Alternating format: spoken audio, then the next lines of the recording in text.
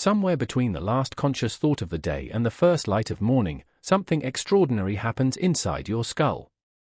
You close your eyes, your breathing slows, and within minutes, an entire world begins to assemble itself around you. Streets you've never walked. Conversations with people who may not even exist. Sensations of falling, flying, running, all without a single muscle in your legs ever moving. And by morning, much of it will have vanished completely, as though it had never happened at all. Welcome. I'm glad you've chosen to spend this quiet stretch of time here, especially since tonight's subject is so closely tied to the very thing you may be preparing to do once this video ends. We're going to spend the next 20 minutes thinking gently about dreams, not as mysteries to be solved with a single answer, because they aren't, but as one of the most quietly astonishing things your brain does every single night, without asking your permission. Most of us treat dreaming the way we treat breathing. It happens, we accept it, and we rarely stop to examine it closely. But consider, just for a moment, what is actually occurring. While your body lies still and your eyes are closed, your brain is constructing fully realized environments. It generates light and shadow, sound and texture, fear and joy, entire casts of characters who say things you didn't plan for them to say. It does this with no external input at all. No camera, no script, no audience. Just neurons, in the dark, building a world from nothing. How does an organ made of soft tissue manage something so elaborate? Why would evolution bother to create such an intricate, often illogical theater inside your head every single night? And why, despite how vivid and emotionally real a dream can feel while you're inside it, does so much of it dissolve the moment you wake? These are the questions we'll sit with tonight. We won't rush toward answers. Instead, we'll move the way understanding usually moves, slowly, from the familiar toward the unfamiliar, until what once seemed like simple nightly nonsense begins to look like one of the most sophisticated processes in the known universe. Let's begin with what you already know, because that's always the most honest place to start. You know the feeling of waking from a dream.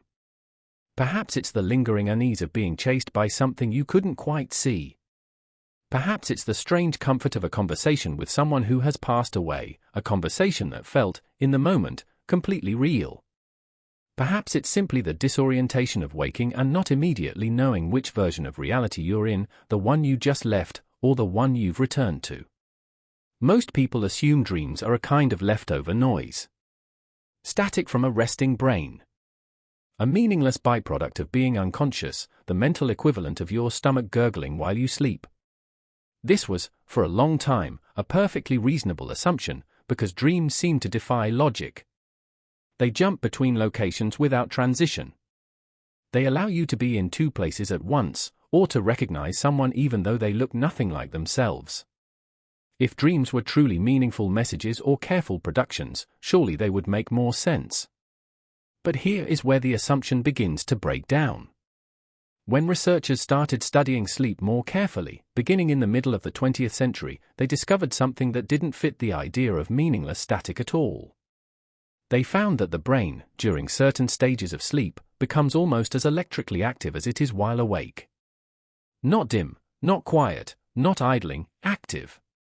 In a stage now known as rapid eye movement sleep, or REM sleep, brain activity surges, your eyes dart rapidly beneath closed lids as though tracking the movement of something only you can see, and your body, in an almost protective measure, becomes temporarily paralyzed, so that you cannot act out what your mind is experiencing. Think about that for a moment. Your brain is so convinced by the world it's creating that your body must be physically prevented from responding to it. This is not the architecture of static. This is the architecture of an experience your nervous system treats as real. So if dreaming isn't meaningless noise, what is it? This is where we need to slow down and build understanding piece by piece, the way you might assemble a piece of furniture by first laying out all the parts before attempting to put anything together. Let's start with the most basic question: what is sleep actually for? Sleep is not simply the absence of being awake. It is an active, structured process, divided into distinct stages that cycle throughout the night, each with its own purpose. In the earlier stages of sleep, your brain waves slow down, your body temperature drops slightly, and your muscles relax. This is often called deep sleep, and it appears to be heavily involved in physical restoration, repairing tissues, consolidating memories of facts and events, clearing away certain metabolic waste products that accumulate during your waking hours. But as the night progresses, you cycle into REM sleep, the stage most strongly associated with vivid dreaming. And REM sleep behaves almost like a different country with its own laws of physics. Imagine the calm, orderly rhythm of a river moving steadily downstream. That's something like deep sleep, predictable and slow. REM sleep, by contrast, is more like a sudden storm passing over that same river, the water churning, the surface unpredictable, energy moving in bursts rather than steady currents. During REM sleep, regions of your brain associated with vision, emotion, and memory become highly active, while the regions responsible for logical reasoning and self-control become comparatively quiet. This single fact explains an enormous amount about why dreams feel the way they do. Your visual cortex, the part of your brain that processes sight, fires almost as though you were watching something with your eyes open, even though no actual light is entering them. Your amygdala, deeply involved in processing fear and emotional intensity, becomes especially active, which is part of why dreams so often carry powerful emotional weight, even when the events themselves are bizarre or impossible.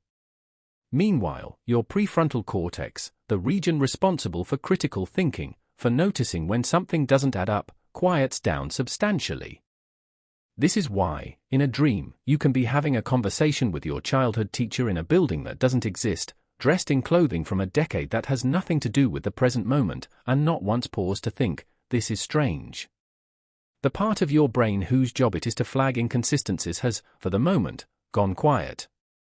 You are fully immersed, without the usual editor looking over your shoulder. And this naturally leads us to ask, if your brain isn't simply replaying memories like a film reel, what exactly is it doing instead? This question takes us into one of the most fascinating areas of dream research, the place where neuroscience begins to overlap with something closer to storytelling. For decades, one of the leading explanations for dreaming has centered on memory consolidation. Throughout your day, you absorb an overwhelming amount of information, conversations, sights, emotions, fragments of things you read or heard. Your brain cannot keep all of it, nor should it. Some of what you experience needs to be discarded, some needs to be reinforced, and some needs to be connected to things you already know. Sleep, and REM sleep in particular, appears to play a critical role in this sorting process. Picture a vast library at the end of a long day, books and papers scattered everywhere from constant use. Overnight, a librarian moves quietly through the stacks, deciding what to file away permanently, what to discard, and what to cross-reference with other material already on the shelves. Your sleeping brain performs something remarkably similar. It strengthens certain neural connections related to memories that seem important, weakens others that seem irrelevant, and this is the fascinating part, often weaves fragments of different memories together into new, sometimes unrecognizable combinations. This is one reason dreams so often feel like a strange collage.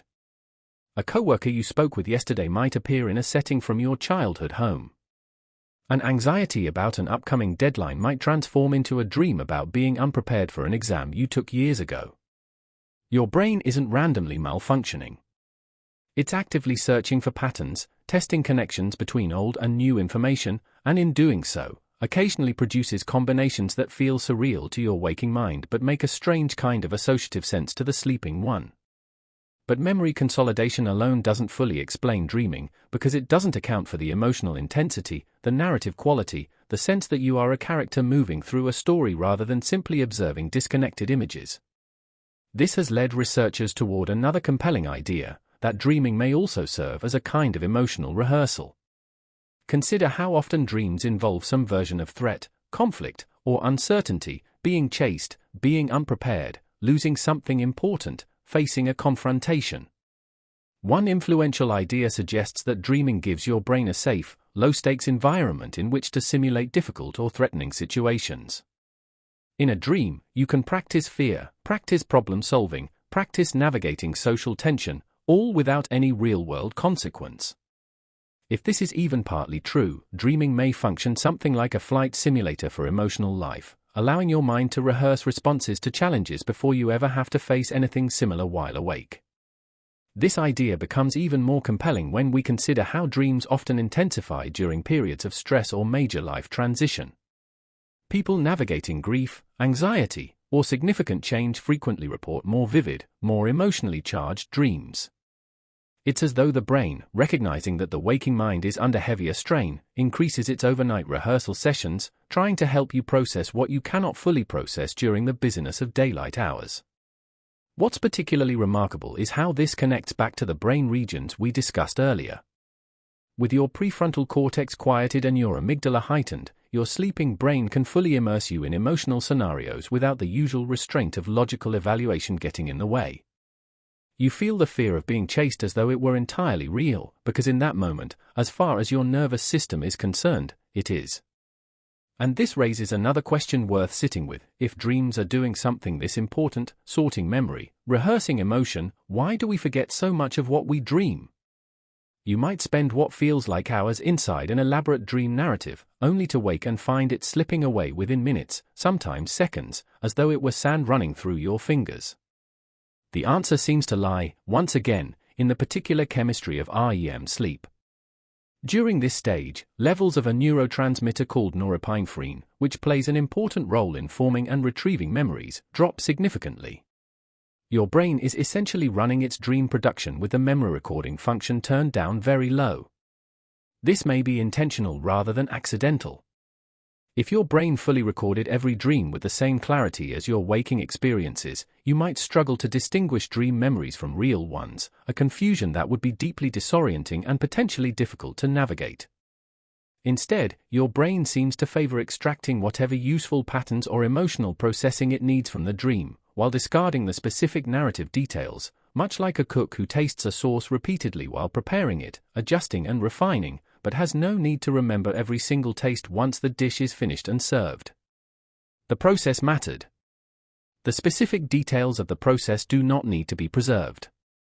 There is a third explanation worth sitting with, one that approaches dreaming from an entirely different angle than memory or emotion. Some researchers have proposed that dreaming may serve a kind of protective function for the visual system itself.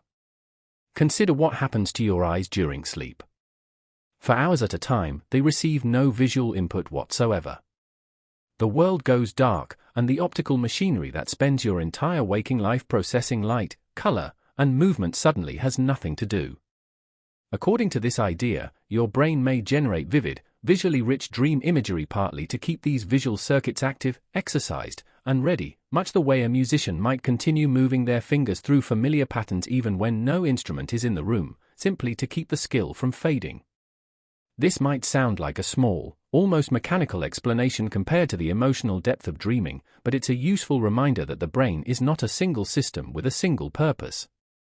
It's closer to a vast orchestra, with many different sections playing their own part simultaneously, sometimes in harmony, sometimes seemingly unrelated to one another, and dreaming may be the product of several of these sections all contributing their own instrument to the same nightly performance.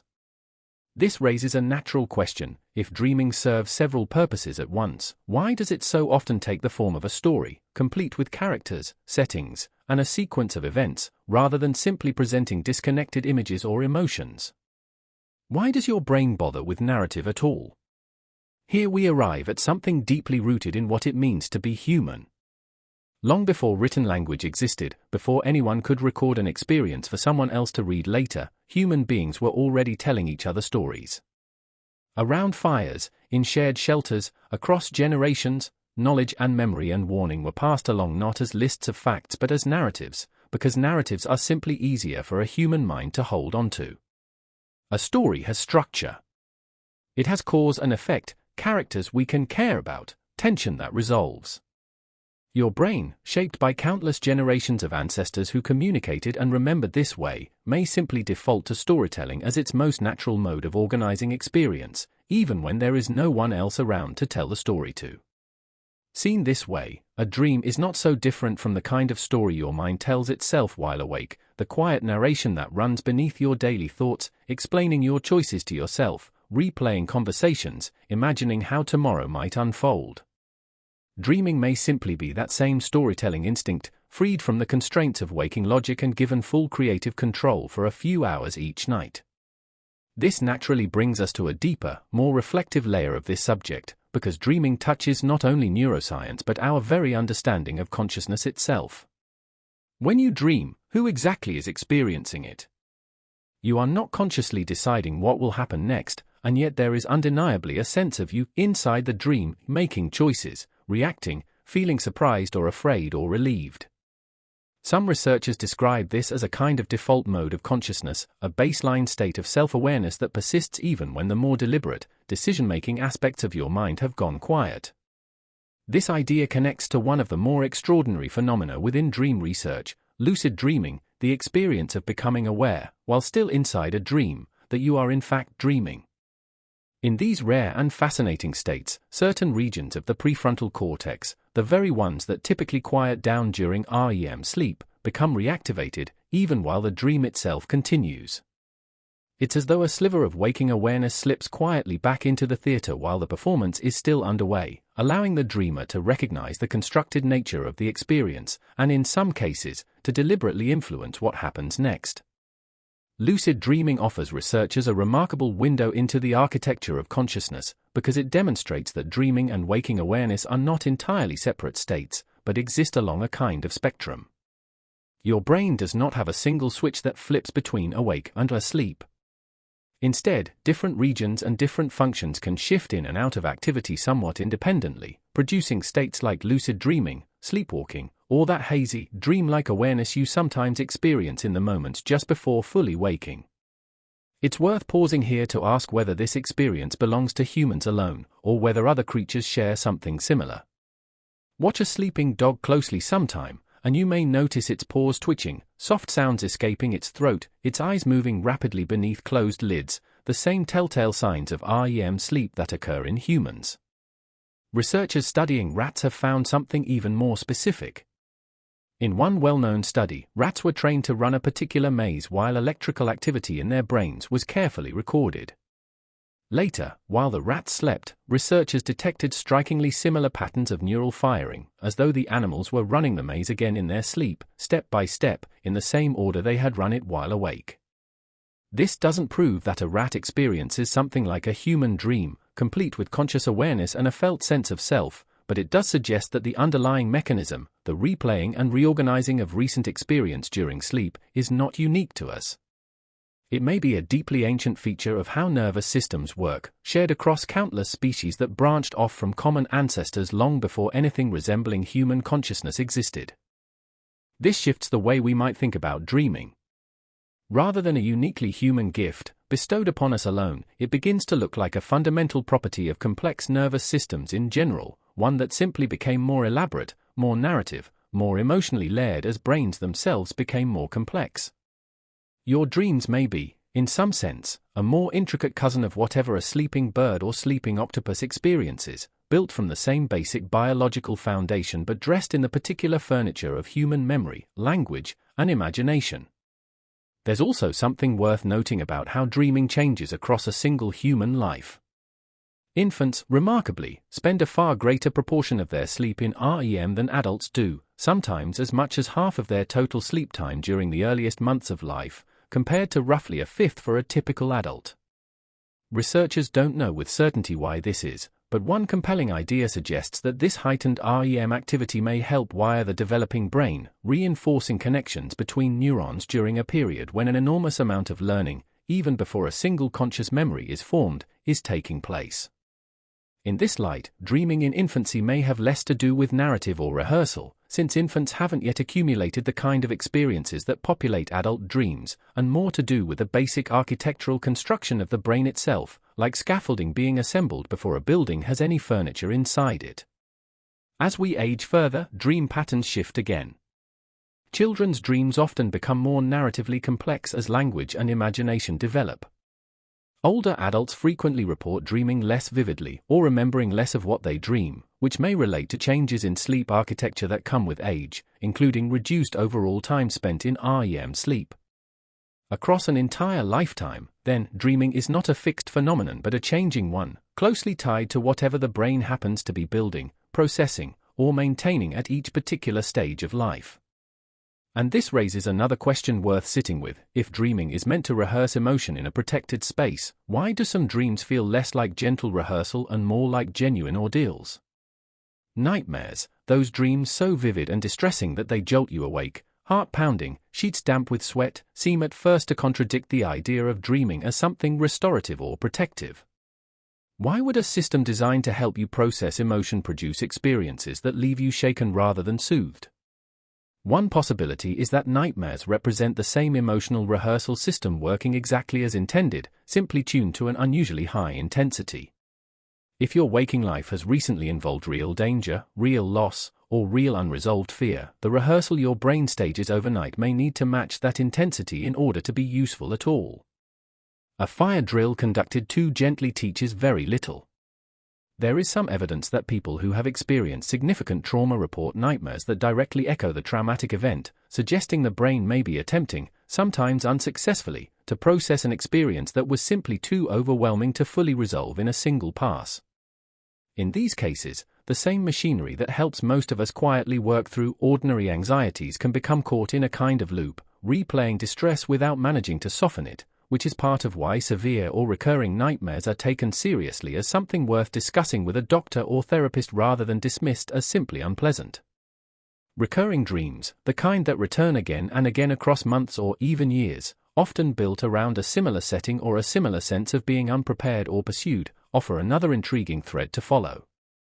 Many researchers believe these repeating dreams point toward some unresolved tension in waking life, not necessarily a single dramatic event, but perhaps an ongoing pattern of stress, an unspoken worry, or a recurring dynamic in a relationship that the conscious mind has not fully acknowledged.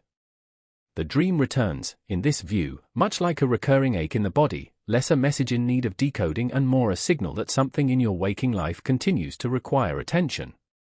It's worth being honest, here, about the limits of what we know. Popular culture has long been fascinated by the idea that dreams contain hidden symbolic messages waiting to be interpreted, that a dream about water means one thing, a dream about teeth falling out means another.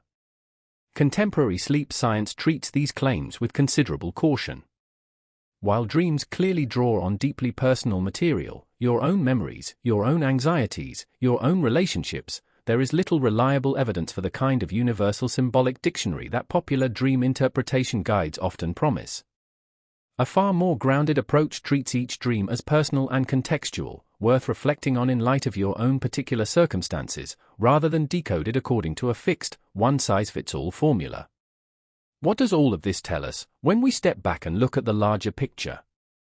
It tells us that dreaming is not a single, simple phenomenon with one tidy explanation.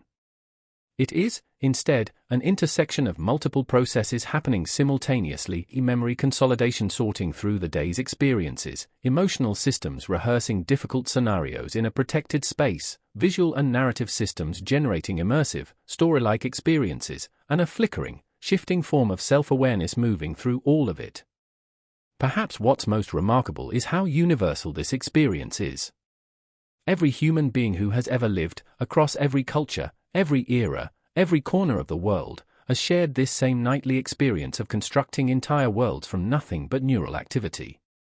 Ancient civilizations built entire belief systems around the meaning of dreams, viewing them as messages from gods, visits from ancestors, glimpses into the future. We now understand a great deal more of the underlying biology, yet the experience itself remains every bit as strange and as personal as it must have felt to someone sleeping beneath the stars thousands of years ago. This is worth pausing on, because it reveals something quietly significant about the nature of the mind. Your waking identity, the version of you listening to these words right now, making sense of language, aware of your surroundings, is only one configuration of a much larger and more flexible system. Each night, that system reorganizes itself, sets aside the usual rules of logic and continuity, and produces an entirely different mode of experience, one where you might fly without question, speak with people no longer living, or find yourself in a version of your childhood home that never actually existed in that particular arrangement of rooms. And yet, despite how foreign this nightly world can be, it never feels foreign while you're inside it. This, too, tells us something important. Your sense of self, your feeling of being a continuous you, does not depend on logical consistency or stable surroundings. It depends instead on something more fundamental, something that persists even when memory falters and the rules of physical reality dissolve entirely. Consider, for a moment, how strange this would seem if it happened to you while fully awake. Imagine sitting in a familiar room and watching the walls quietly rearrange themselves, the people around you shifting identity mid-sentence, the rules of gravity bending without warning, and yet feeling no panic at all, simply accepting each change as it comes. We would consider this a profound disturbance of the mind if it occurred during waking hours. Yet every night, in dreams, this is precisely what happens, and we accept it completely, often even enjoying it, because the part of the brain responsible for demanding consistency has, for those hours, gracefully stepped aside. There is something almost humbling in this. It suggests that the orderly, logical world you inhabit each day is not the only mode your mind is capable of sustaining. It is simply the mode best suited to walking, working, and navigating other people while the sun is up. Dreaming reveals the other end of the same spectrum, a state in which your brain is equally capable, equally active, simply organized around entirely different priorities. There remains, even now, a great deal we don't fully understand. We don't know with certainty why specific dream content emerges the way it does, why certain images or scenarios recur across so many different people's experiences, or precisely how much of dreaming serves a genuine biological purpose versus simply being an emergent side effect of a highly active, narrative-generating brain. Science has illuminated a great deal of the mechanism, but the deeper question of why this particular kind of experience exists at all, why an evolutionary process would produce not just memory processing but immersive, emotionally vivid storytelling, remains an open and genuinely fascinating question. Perhaps that openness is part of what makes dreaming worth this quiet attention. We spend roughly a third of our lives asleep, and a significant portion of that time inside these elaborate, self-generated worlds, and still, each morning, most of it slips away from us almost entirely. It's a strange kind of intimacy with our own minds, closer to ourselves in some ways during sleep than we ever quite manage to be while awake, and yet unable to fully hold on to or examine what happens there. As you move toward whatever rest awaits you after this, perhaps tonight's dreams, whatever they turn out to be, might feel slightly different. Not because you'll remember them any more clearly, and not because you need to search for hidden meaning in every strange detail. But because you'll know, somewhere in the background of your awareness, that an intricate process is quietly unfolding. Memories are being sorted and woven together. Emotions are being rehearsed in a space where nothing can truly harm you. And for a few hours, an entirely new world will be built, lived inside, and gently allowed to dissolve, all without you ever needing to lift a finger. There is something deeply peaceful in that thought. You don't have to understand every mechanism to appreciate the quiet wonder of it. Each night, without effort or instruction, your mind performs one of the most sophisticated acts of construction in the known universe, and then, just as gracefully, lets it go. Rest well, and see what waits for you on the other side of this quiet hour.